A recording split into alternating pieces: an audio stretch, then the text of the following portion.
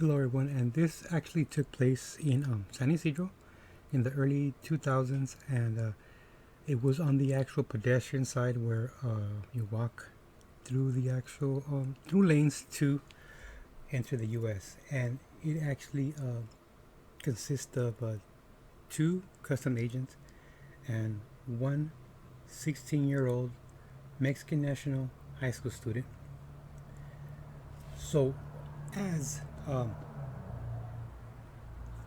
as the actual the day goes by, this kid decides to actually cross. And he's got a little knapsack and a couple of actual jars of what he claims to be juice.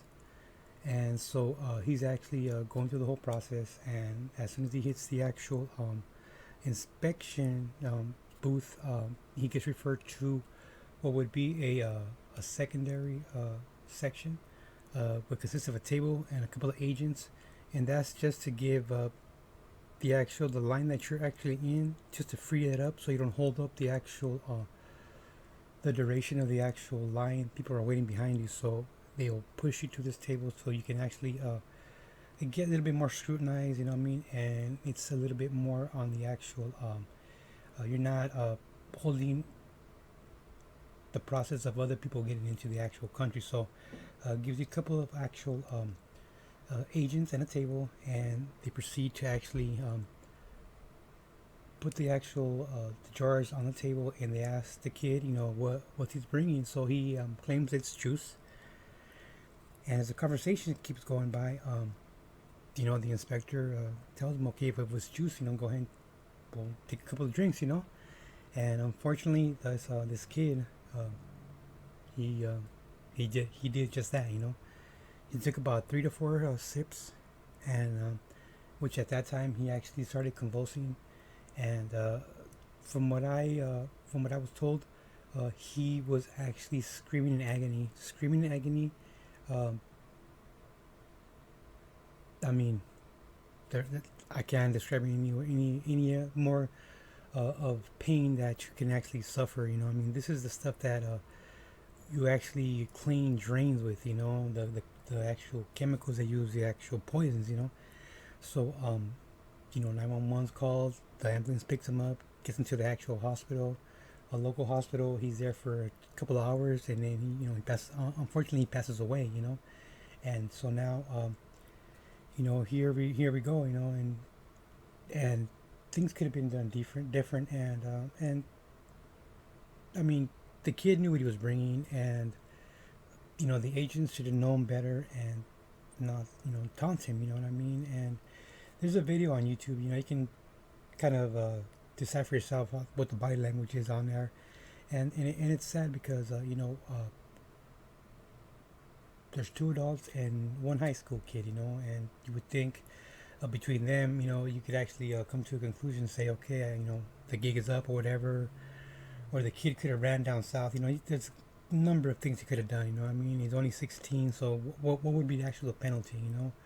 And if you're not a Mexican national, I mean, if you're not a U.S. citizen, uh, they're not going to hold you, especially a juvenile. They're not going to hold you. They're going to kick you back to your parents, and why pay for somebody to be incarcerated when you can be home with your family? I mean, and it costs money to actually, and that money will come out of the actual parents' pocket. If you end up in a California juvenile hall, the parents will be paying for that actual vacation for the kids, the duration you would be actually being in a incarcerated. So as as me being there with that type of experience, it could have been totally different. I mean, and I want to say that the actual inspectors had an idea that it was actual meth, for the fact that there already had been a report out of a couple that was driving to another state out of Northern California. They were driving to another state, and they had actually a few bottles of tequila, but I don't know how High Patrol ended up actually coming to the conclusion that it was actually meth instead of tequila in these bottles. So Highway Patrol actually caught it, so the actual memo was already out saying that there is liquefied meth, and they were starting to actually use it. So uh, they should have, and they should have already had that memo because this was years before, you know. And then they were also finding it in vehicles in their windshield reservoir, you know, and they were getting pretty creative. So uh, to that point, liquid cocaine, I mean liquid meth, was a thing, was a thing, and I don't know what these actual inspectors were thinking, but they were not fired. They were not fired. Uh, the family ended up suing Department of Justice, and they ended up getting $1 million actual payout. But I mean, nothing will bring back their son, and nothing will take away the pain that he actually suffered. You know what I'm saying? And he suffered a very, very painful death. You know, you're basically burning your insides out. You know what I mean? You're burning them out because the fact that you know these are harsh poisons. You know, and at the end of the day, you know, and for this kid to actually go through with it, you know, I I mean, you would think that he would have actually figured out that it would be deadly, but maybe not. You know what I mean? Maybe he didn't know the actual the breakdown. You know, he didn't actually know the actual how it would actually affect him if he did drink it. You know, and you know, on on that actual on that theme there. So when that happens, these inspectors that actually conduct these actual type of you know mishaps or you know mess ups. You know what I mean, without using any bad words, but to for them to actually still be able to actually continue working at that port, it's it was surprising to me for the fact that they could be possibly targets from family members. They can actually, I mean, their actual name and faces on YouTube, so they can actually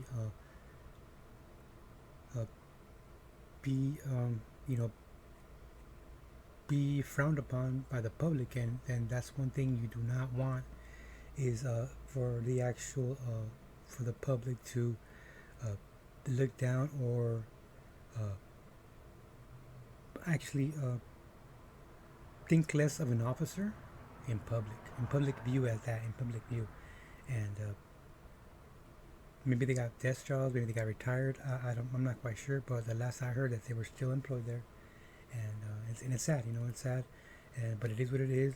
So uh, that right there, an action like that, and I'm telling you right now, I've been in similar circumstances when actual agents have done things that are embarrassing. I mean, they're embarrassing, and believe me, uh, the whole port felt for that family. You know, the embarrassment, uh, the ashamed. You know, I'm ashamed, and you know, me, I would get butterflies. You know, what I mean, just you know, because somebody else's action. You know, and it happened quite often, especially down there. You know, people get talked to the wrong way, and people can be rude. You know, and it goes for both ways. You know, both for the people and for agents. You know, no one's innocent here. You know, but the, to be still employed at that actual port, I don't. I found that very disturbing, to tell you the truth. And well, just to bring up another subject here too. Just because it's June, you know, wedding days and stuff. So okay, so as a U.S. citizen or as an actual uh, a resident alien, both female or male, doesn't matter. You can actually sponsor a fiance through a K1 actual visa. And a K1 is for fiancés to start the actual immigration process. Okay, and you would actually have to uh, acquire a lawyer and pay the dues, pay the fees, and then pay your lawyer. And it's much easier that way. And you actually start the actual process uh, through a form, the K1. So now, little by little, you will start actually the process of actually having your fiance be able to cross if they don't already have a passport. Being able to cross for the day a certain amount of miles into from the border. Just a minimal like shopping and stuff like that. Wedding plans. Actual catechisms if it's for church requirements if through your marriage, depending on the actual situation. But that is to just start the actual the permission for this actual individual that you're actually going to sponsor in to start entering the United States. Okay, and the actual the biggest requirement that you actually will actually need is you have to actually show proof that you can actually support your spouse or your fiance, money wise, and by housing. And so you want to make sure that this actual fiance you're bringing in is not going to be a burden to society, and that's basically that's the criteria you're actually looking for, and you have to actually go by the actual rules. There's actual rules.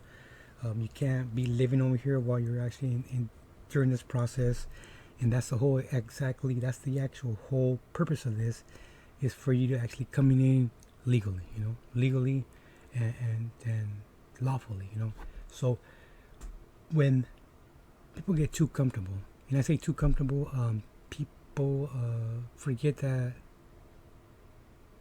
it's a privilege. Immigration is a privilege, and it can be taken away from you at any point. And so believe it or not, there is an actual there's a business that the majority, I'm not saying that males don't do it, but it's the majority of females that would actually sell you an actual a bride.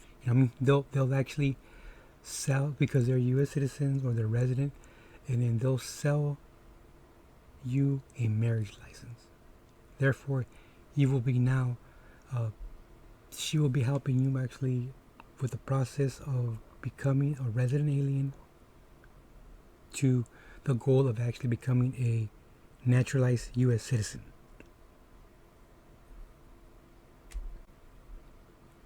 And it is pricey, and it's up there in the thousands, and it will be a cash in hand.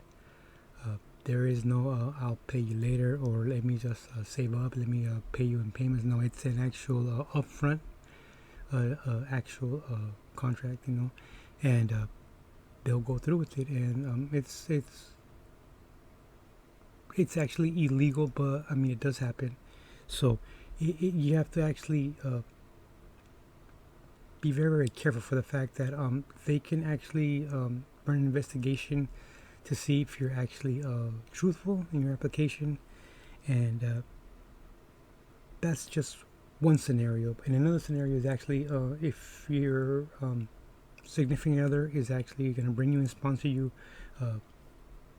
carry you money wise, and then housing wise and everything. So there was this particular female that was going through the process, but she was not living in Mexico. She was actually living already in LA. I don't know where her living situation was, but she was not supposed to be living anywhere in the United States, and she was. And like I've told you guys before, if you're going to be going through the port, be humble. Be humble. Do not try to. You're not going to impress anybody. You're not going to impress anybody. Nobody is actually going to judge you on what you're wearing, on the jewelry, on what you actually, your credit cards, your nothing, what you're driving. Nobody's actually going to care, And this particular female, she knew the consequences, and she knew the rules, for the fact that they came from LA to request a permission. It's a little white card for her to travel, or for her to stay a long duration in the United States before she got married, and then through the whole marriage, and then the honeymoon to catch a flight, maybe to Hawaii or somewhere. But she actually needed that paper in order for her to travel, and in order for her to actually stay in the U.S. for an extended period of time while her K1 was actually being worked out. Okay, so and then if you drive through your vehicle, this actually happens. The secondary immigration has a section, and then a pedestrian, they also have a desk for a different section for you to actually get this piece of paper, and it has to get stamped, and it's a process, you know, and it's not free. So this actual this K1, this female showed up at the secondary lot, and the inspector asked her, okay, well, where's your car at? And she made something up like they actually parked it on the other side of the actual of our parking lot, and that was kind of strange. But I mean, maybe they got the wrong direction, or they made a wrong turn, you know. But as the whole process is going through, she opens up her pocketbook, and in her pocketbook she has numerous credit cards, and what got his attention was her checkbook, and her checkbook consisted of the actual branch of the bank address, and it was somewhere in LA. So he did a little more digging, and now she's got credit cards from other banks in LA. So for the fact that she showed up from north to south instead of south to north was another red flag, and it was determined that she was staying already over here. She jumped the gun, you know, she jumped the gun, and at that time, the actual the officer canceled her visa, canceled her Mexican visa, and put a big cancellation on it. So now she can't even cross over, let alone get married over here. So all that's out the window. She was days away from getting married. She was days away from actually, a week away from actually attending her honeymoon, and by now she's in tears.